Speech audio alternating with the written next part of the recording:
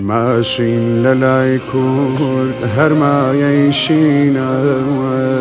جادي كردوسا بخوين رنقينا هالروج لمالك تخواشين وقريانا باوكو دايك ضليان بريانا هردم گنجی کورد خوینی الريجريت بالا نماميك لخاك نيجريت